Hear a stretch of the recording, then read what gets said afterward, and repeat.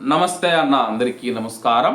పొట్టకూటి కోసం దేశంగాని దేశం కువైట్ మరియు గల్ఫ్ దేశాలకు వచ్చి చాలామంది భారతీయులైతే బలవన్మరణాలకు పాల్పడుతూ ప్రాణాలు కోల్పోతూ ఉన్నారు. ఈరోజు వచ్చిన కష్టం రేపు ఉండదన్న. మనం నిలబడగలిగితే కానీ ఎంత కష్టమైనా సరే కానీ మనల్ని చూసి భయపడి వెనక్కి వెళ్ళిపోతుంది. ఈ యొక్క విషయం అందరూ గుర్తుపెట్టుకోండి. వివరాల్లోకి వెళితే గడిచిన 3 సంవత్సరాల కాలంలో కువైట్లో 162 మంది భారతీయులు ఆత్మహత్య చేసుకున్నారని చెప్పేసి కేంద్ర విదేశాంగ మంత్రిత్వ శాఖ పార్లమెంటులో వెల్లడించింది. కాంగ్రెస్ ఎంపీలు సాత్పాల్ బ్రహ్మచారి, జయప్రకాష్ గారు అడిగిన ప్రశ్నలకు విదేశాంగ సహాయ మంత్రి కీర్తివర్ధన్ సింగ్ ఈ మేరకు సమాధానమిచ్చారు. ఈ 3 ఏళ్లలో కువైట్లో మొత్తం 2191 మంది భారతీయులు మరణించారని చెప్పి మంత్రి గారు తెలిపారు. ఇందులో 1672 మంది సహజ కారణాల వల్ల మరణించగా 62 మంది పని ప్రదేశాలలో జరిగిన ప్రమాదాల వల్ల ప్రాణాలు కోల్పోయారు.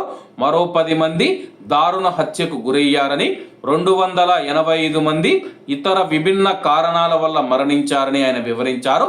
గల్ఫ్ దేశాలలో పెరుగుతూ ఉన్న ఆత్మహత్యలు గడిచిన 3 ఏళ్లలో గల్ఫ్ దేశాలలో మొత్తం 1340 మంది భారతీయులు ఆత్మహత్యకు పాల్పడినట్లు మంత్రిత్వ శాఖ యొక్క గణాంకాలు చెబుతూ ఉన్నాయి. ఇందులో అత్యధికంగా యుఏఈలో 511 కేసులు నమోదయ్యాయి. ఆ తర్వాత సౌదీ అరేబియాలో 354 మంది, ఒమన్ దేశంలో 146 మంది, బెహ్రెయిన్లో 101 మంది భారతీయులు తమ యొక్క జీవితాన్ని ముగించుకున్నారు. గల్ఫ్ దేశాలలో అతి తక్కువగా ఖతార్లో 62 మంది భారతీయులు ఆత్మహత్య చేసుకొని చనిపోయారని చెప్పేసి తాజా గణాంకాలు తెలుపుతూ ఉన్నాయి. ప్రపంచవ్యాప్తంగా విదేశాలలో 2023 నుంచి 2025 మధ్య కాలంలో విదేశాలలో మొత్తం 1900 మందికి పైగా భారతీయులు ఆత్మహత్య చేసుకున్నారని, అందులో 70% పైగా కేసులు కేవలం గల్ఫ్ దేశాల నుంచే నమోదయ్యాయని చెప్పి విదేశీ వ్యవహారాల మంత్రిత్వ శాఖ స్పష్టం చేసింది. ఇతర దేశాలలో చూస్తే మలేషియాలో 131 మంది, అమెరికాలో 62 మంది, ఇటలీ, కెనడా, బ్రిటన్లలో 30కి పైగా చొప్పున ఆత్మహత్యలు రికార్డ్ అయ్యాయి. 3 ఏళ్లలో వివిధ కారణాల వల్ల విదేశాలలో ప్రాణాలు కోల్పోయిన భారతీయుల సంఖ్య 39,000కు దాటిందని చెప్పేసి గత గణాంకాలతో పోలిస్తే విదేశాలలో ఉన్న భారతీయుల ఆత్మహత్యల సంఖ్య క్రమంగా పెరుగుతూ ఉండడం ఆందోళన కలిగిస్తూ ఉంది.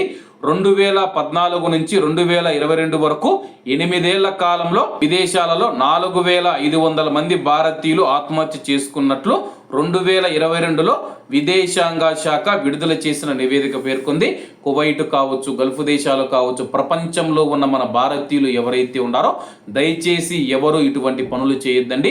మన కోసం మనల్ని నమ్ముకొని ఇండియాలో మనకు రాక కోసం మన యొక్క తల్లిదండ్రులు కావచ్చు, భార్య బిడ్డలు కావచ్చు, మన యొక్క కుటుంబం మనం ఎలాగైతే క్షేమంగా కువైట్ మరియు గల్ఫ్ దేశాలకు వెళ్ళామో అంతే క్షేమంగా ఇండియాకు రావాలని చెప్పేసి ఎదురు చూస్తూ ఉంటారో దయచేసి ఎవరు ఇటువంటి పిచ్చి పనులు చేయవద్దని కోరుకుంటూ అందరూ బాగుండాలి, అందులో మనం ఉండాలి. అందరికీ నమస్తే అన్న. జై హింద్.